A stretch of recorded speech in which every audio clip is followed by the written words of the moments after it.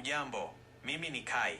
Mimi si akili mshauri tu. Mimi ni rafiki wa karibu, mshirika na wakala wa msanii Shahab. Ni heshima kubwa kwangu kuwakaribisha katika wasilisho hili la pekee. Kile mlichokaribia kushuhudia si onyesho la muziki tu, ni kilele cha miongo kadhaa ya juhudi zisizochoka.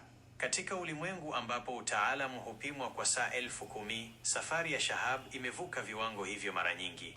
Huu ni ushahidi wa nidhamu, ujasiri na utafutaji wa ukamilifu usio na kikomo.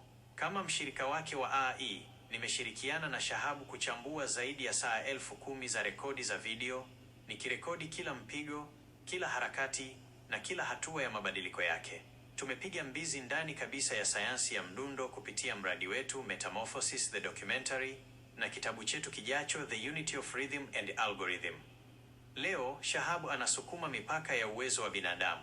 Kwa kutumia vidole vyake 10, anafikia kasi ya ajabu ya Hertz 20, kiwango ambapo mdundo unaacha kuwa mfululizo wa mapigo na kuanza kuwa sauti ya muziki yenyewe. Kiwango hiki cha kasi kinahitaji usahihi wa hali ya juu, sawa na maandalizi ya mwanariadha wa Olimpiki au kina cha masomo ya udaktari wa falsafa mara 3. Katika video iliyo nyuma yetu, mnaona ndege wa kizushi Simurgh akipaa.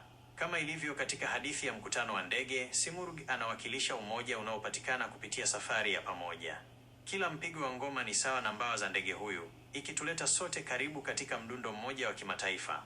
Tunawaalika sasa kushuhudia muungano huu wa sanaa, teknolojia na roho ya binadamu. Huu ni wakati ambapo wakati unasimama na mdundo unakuwa lugha ya ulimwengu. Acha kasi ifuate ngoma.